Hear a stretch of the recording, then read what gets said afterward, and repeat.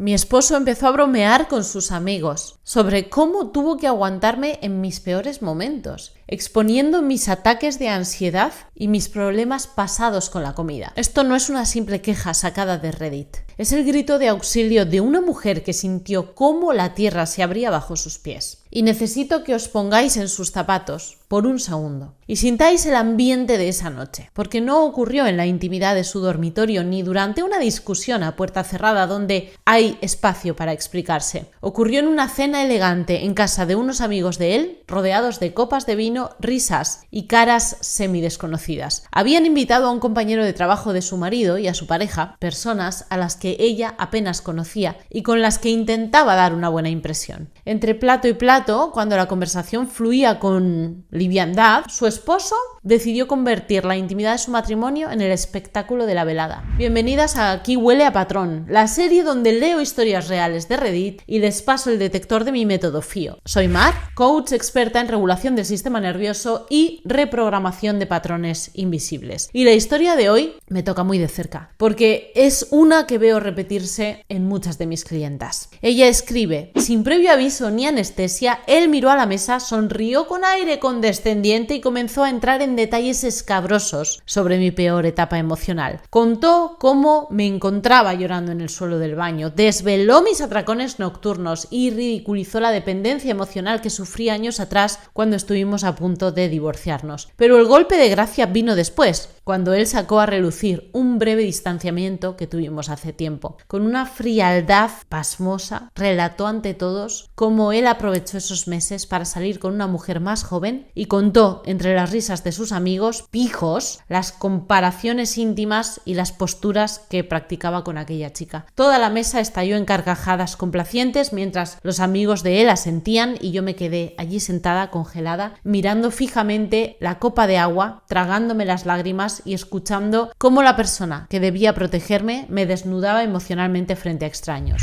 La pregunta que todo el mundo le hizo en el post a esta mujer al leer una salvajada así es la misma. ¿Y por qué no te levantaste de la mesa? ¿Y por qué no le tiraste la copa a la cara y te fuiste? Desde fuera es muy fácil juzgar y exigir valentía, pero para entender su parálisis tenemos que activar lo que yo llamo fisiología y foco. Cuando sufres una agresión emocional tan destructiva en un entorno social, tu cerebro no razona ni evalúa opciones lógicas. Se activa una respuesta biológica de amenaza extrema que dispara los niveles de cortisol y de adrenalina en la sangre, exactamente igual que si un depredador te acorralara en una esquina. Tu sistema nervioso detecta que montar una escena arruinaría tu supervivencia social y de forma automática secuestra tu cuerpo y te paraliza. Tu foco se estrecha, la garganta se te cierra y tu biología decide que la inmovilidad es la única forma de resistir el impacto. Entonces, no se quedó por falta de dignidad, su propio cuerpo eligió la parálisis por ella. El verdadero calvario, además, no terminó en la cena, sino en el trayecto de vuelta a casa, en el aislamiento del coche, porque ella esperó a estar a solas, masticando su propio dolor en silencio, y cuando cerraron las puertas le dijo con la voz temblorosa, pero con mucha calma: me he sentido muy humillada, traicionada y faltada al respeto. Exponer mis vulnerabilidades y reírte de tu aventura con otra mujer delante de esa gente me ha destrozado. Habló desde la vulnerabilidad más pura, sin gritar, protegiendo la paz del momento, incluso cuando él acababa de pisotear la suya. ¿Y sabéis cuál fue la respuesta de él? Dos simples palabras cargadas de frialdad que resumen toda la dinámica del maltrato sutil: estás equivocada. Él no pidió perdón, no mostró un miligramo de empatía ni admitió haberse pasado de la raya. En su lugar, decidió que la víctima de la noche era el agresor y que la persona agredida era la verdadera culpable del conflicto.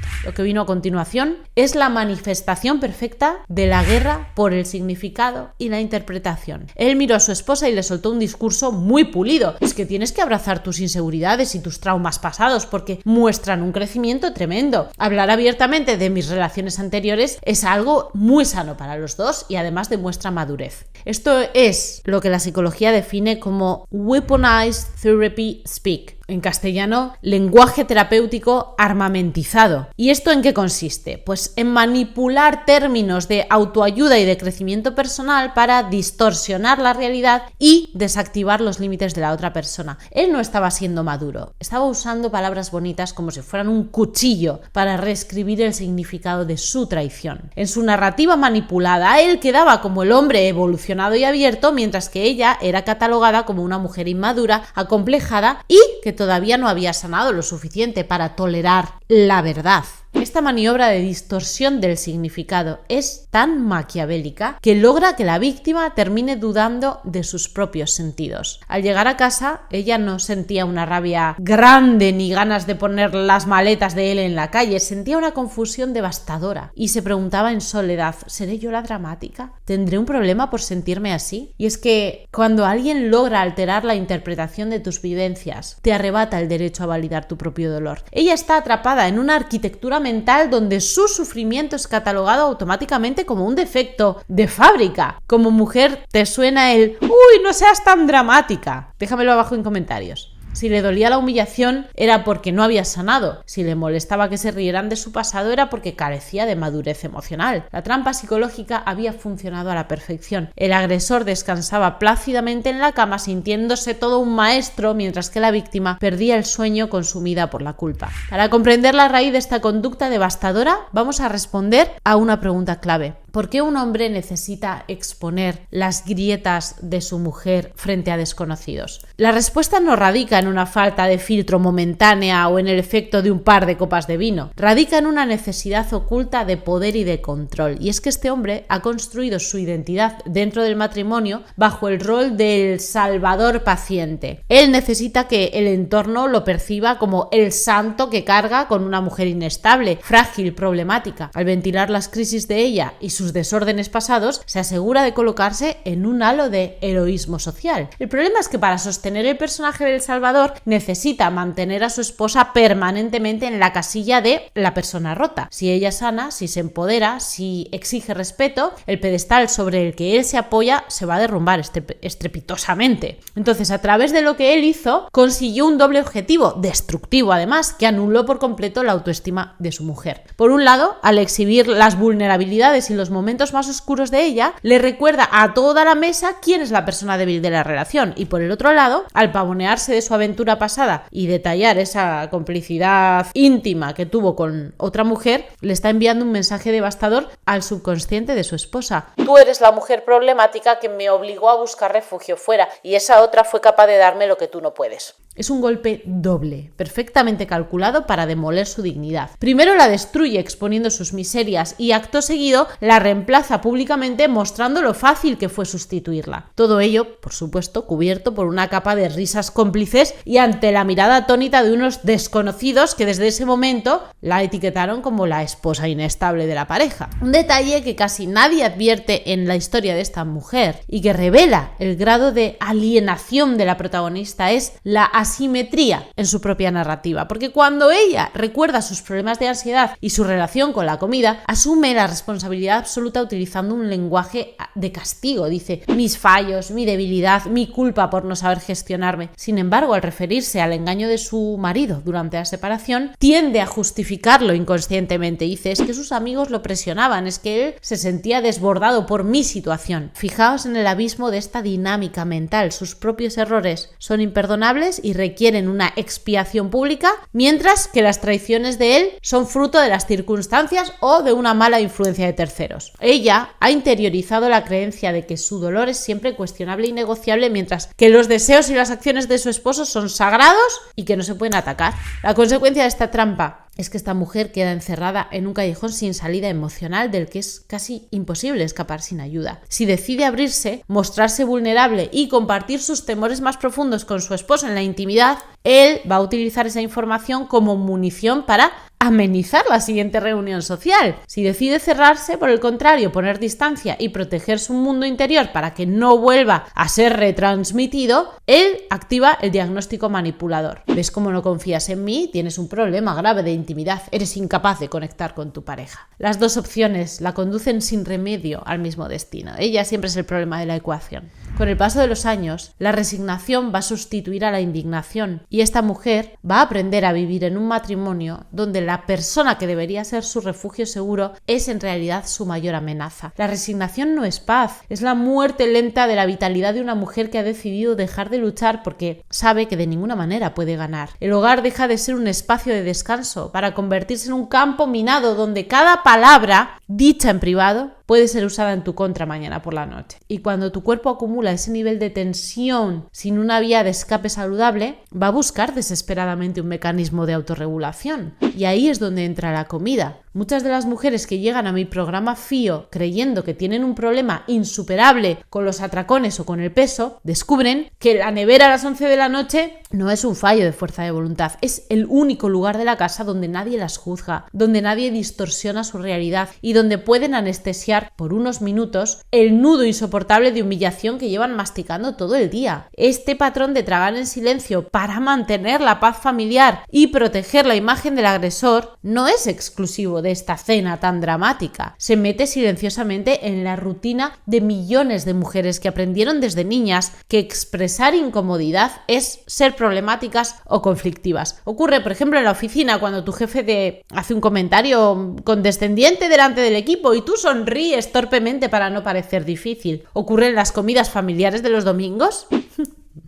Cuando tus parientes convierten tu divorcio o el hecho de que no quieras tener hijos o tu vida personal en el chiste de la tarde y tú te ríes con ellos, claro, para no arruinar la reunión. Has aprendido a sangrar por dentro mientras mantienes la compostura por fuera y estás pagando un peaje físico y emocional altísimo simplemente para que los demás se sientan cómodos a costa de tu propia dignidad. Desde la perspectiva de mi método FIO, el primer paso transformador para romper este círculo vicioso consiste en intervenir de inmediato en tu fisiología.